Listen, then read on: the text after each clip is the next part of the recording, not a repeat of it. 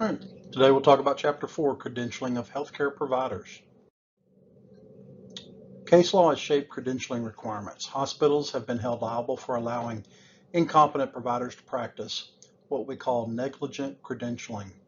These cases highlight why HR leaders, executives, and medical staff services must treat credentialing as a patient safety issue, not just paperwork. For example, in several cases, hospitals ignores red flags in a physician's history and were later sued after patients were harmed. The Joint Commission sets the gold standard here. Credentialing involves verifying licensure, education, training, experience, outcomes, and health status. Privileging is about what a provider is allowed to do in a specific facility. For example, one surgeon may be privileged to perform laparoscopic surgery, but not open heart surgery. So the question is, why do you think licensure alone isn't enough to grant privileges? This exhibit shows what's typically required in applications. The goal is consistency and fairness, while ensuring that critical information like disciplinary actions, malpractice claims, training gaps are captured. Standardization also helps reduce bias and streamline regulatory compliance. Credentialing is not a one-time event. It requires continuous monitoring.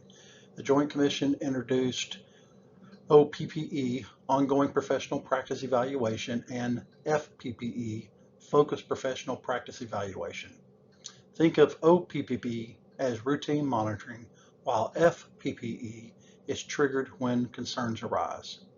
For example, if a surgeon has a higher than expected complication rates, that may trigger FPPE. The process starts with an application and state licensure check. Residency, training, timelines, and past disciplinary actions are reviewed.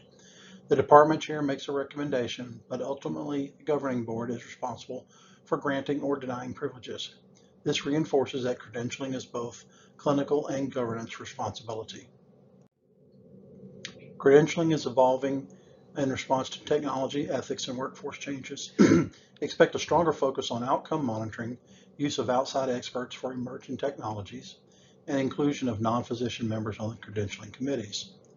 Ethical concerns, such as impaired providers or boundary violations, are being increasingly recognized as part of the credentialing decisions.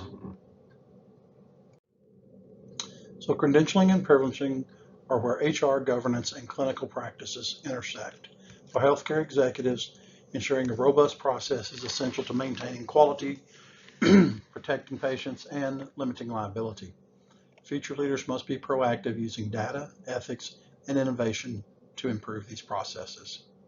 Thank you and have a great day.